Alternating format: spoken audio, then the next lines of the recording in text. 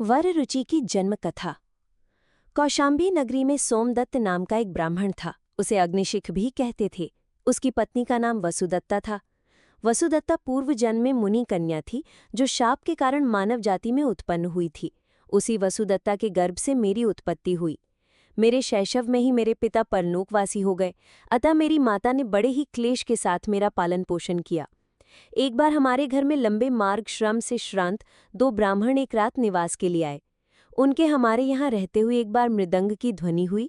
उसे सुनकर मेरी माता अपने पति का स्मरण करके गदगद स्वर में बोली, बेटा, तुम्हारे पिता का मित्र नंद नाम का नट नाच रहा है। मैंने भी कहा, माता, मैं उसका नाच देखने जाता हूँ। मैं उसका नाच देखकर उसके अक्षरशः कथोपकथन के साथ अभिनय करते हुए तुम्हें भी दिखाऊंगा। मेरी ये बात सुनकर वे दोनों ब्राह्मण अति आश्चर्यान्वित हुए। उन्हें चकित देखकर मेरी माता बोली, हे पुत्रो, ये बालक एक बार जो कुछ सुन लेता है उसे हृदय में धारण कर लेता है, इसमें कोई संशय नहीं। उन्होंने मेरी परीक्षा के लिए प्रातिशाख्य यानी वैदिक व्याकरण पढ़ाया और मैंने उनके सामने ही उसे यथावत सुना दिया। इसके अनंतर मैंने उन दोनों के साथ जाकर नंद नट का नाच देखा और घर आकर माता के सामने संपूर्ण नाटक वैसा ही दिखा दिया जैसा देखा था। एक बार सुनकर स्मरण रखने वाला मुझे जानकर उन दोनों अतिथियों में एक व्याड़ी नामक ब्राह्मण मेरी माता को प्रणाम करके बोला, हे माता, वेतस नामक नगर में देवस्वामी और करम्भक नाम के 2 ब्राह्मण भाई थे। वे परस्पर अत्यंत प्रेमपूर्वक रहते थे। उन दोनों में एक का पुत्र ये इंद्रदत्त और दूसरे का पुत्र व्याड़ी नामक मैं हूँ। मेरे जन्म के पश्चात मेरे पिता का देहांत हो गया। भाई के शोक से इंद्रदत्त के पिता भी स्वर्ग को प्रयाण कर गए।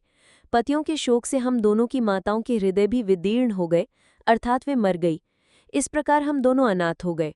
धन होने पर भी विद्या प्राप्ति की अभिलाषा से हम लोग तपस्या द्वारा स्वामी कार्तिकेय को प्रसन्न करने गए। तपस्या करते हुए हम लोगों को स्वप्न में स्वामी कार्तिकेय ने आदेश दिया कि राजा नंद का पाटलिपुत्र नामक एक नगर है। उस नगर में वर्ष नाम का एक ब्राह्मण है। उसके समीप जाकर तुम लोग समस्त विद्याओं को प्राप्त कर सकते हो, अतएव तुम दोनों वहीं जाओ। ऐसा जानकर हम दोनों पाटलिपुत्र गए।